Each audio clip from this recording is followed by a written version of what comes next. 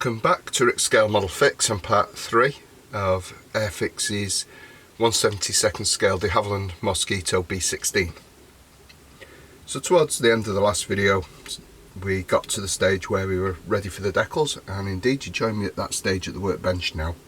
So I've already started applying some of the markings, but it might be interesting just to have a quick look at how these decals work and what the decal process involves. So what is a decal?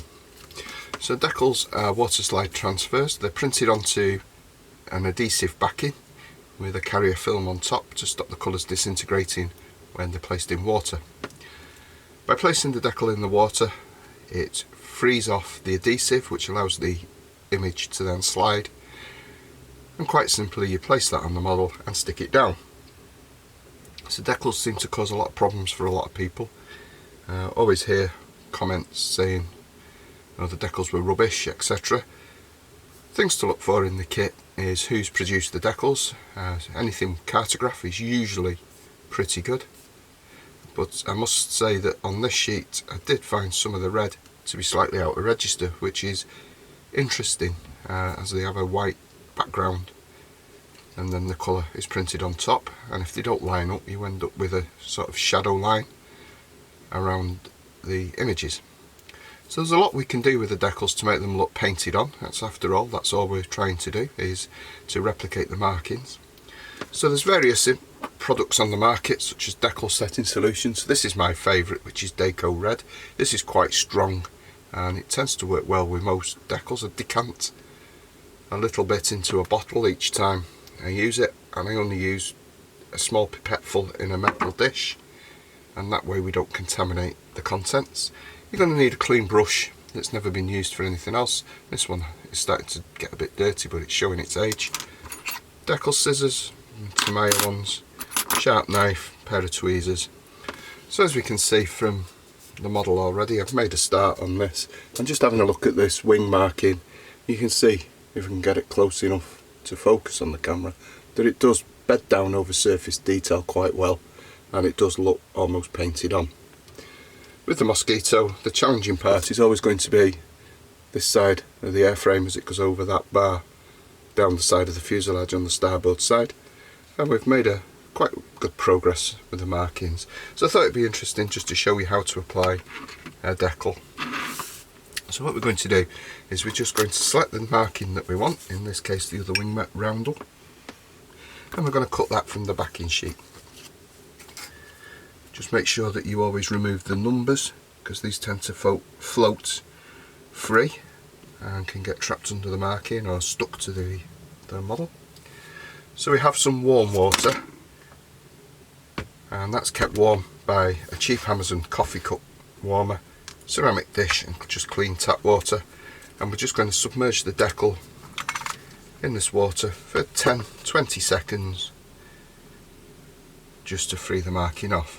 Now by using warm water it tends to make the marking a little more flexible, so that if it is going over any raised surface detail it's less likely to crack.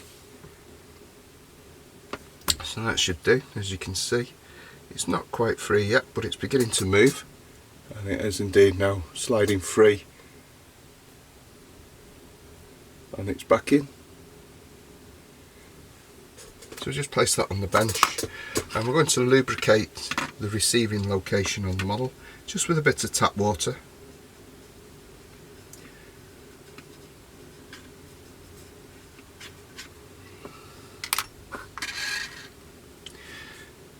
Now looking at the other side, you can see that the marking just clips the aileron hinge on that side, so we want to try and get it symmetrical. So we just slide that off onto the model itself, and then carefully using the tweezers we can just get this to dissect the fuselage hinge line. So we just lubricate the marking into place, and we've made sure that it's symmetrical, and to do that all I've done is just quickly measured the distance along this forward strengthening plate, like so, which is in 48 scale, and it's 3'6", and then just change the direction and it is the same. So once we've got the marking on the model, we can now roll it with a fresh clean cotton bud, and what this is doing is just removing the air from underneath.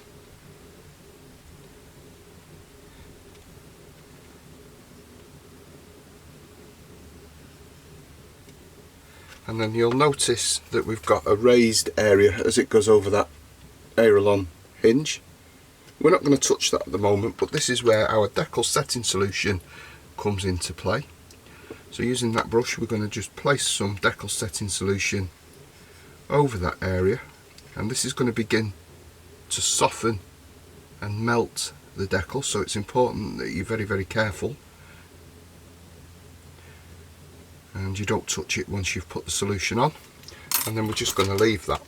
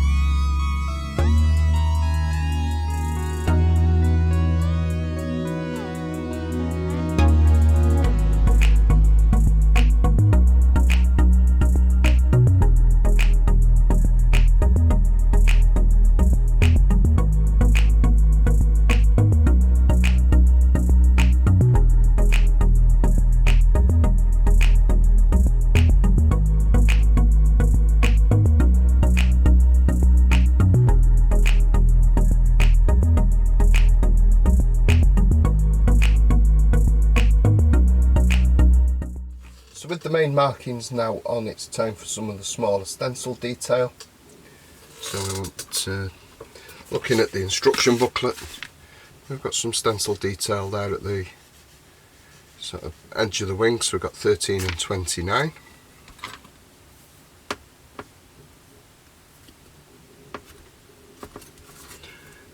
So So we apply these in exactly the same way, in the water for a few seconds.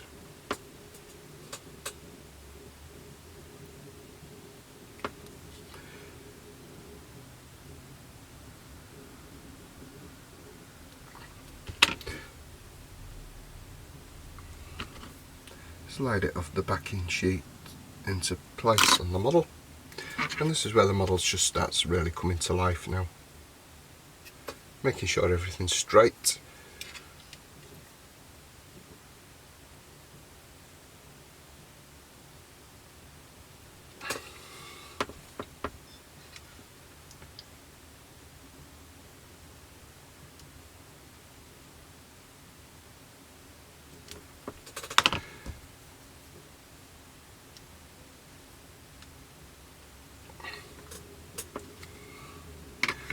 And now it's Decal 29, which is the electrical system details. It's saying 24 volts on there. So it's interesting, even in 70-second scale, that you can read the stencil data. So it's just a question of working yourself around the model in a methodical order, just making sure you don't miss anything.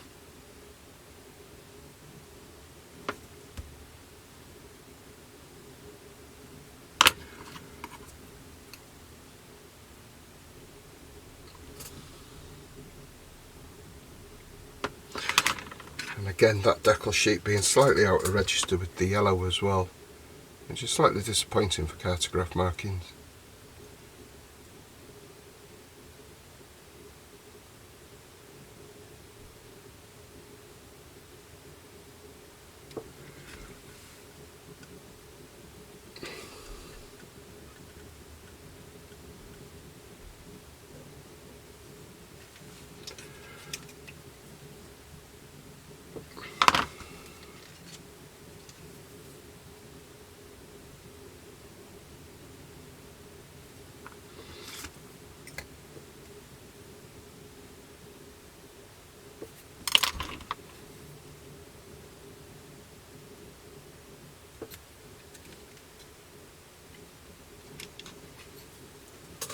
Just taking your time to just make sure everything is straight.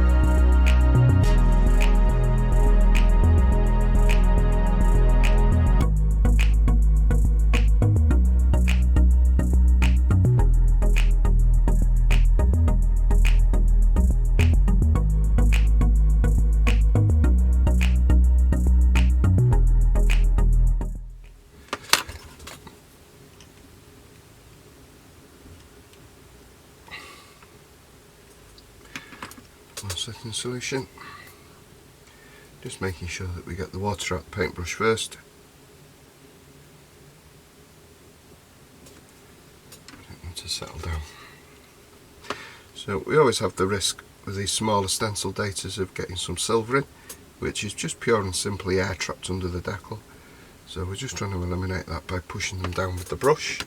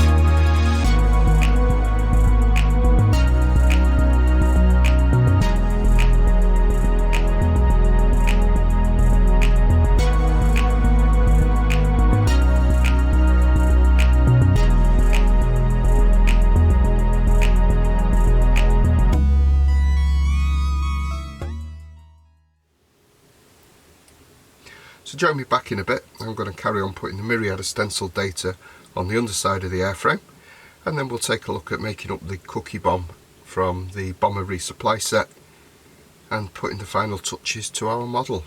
So Airfix do a 1/72 scale World War II RAF bomber resupply set with some quite interesting bits and pieces in there.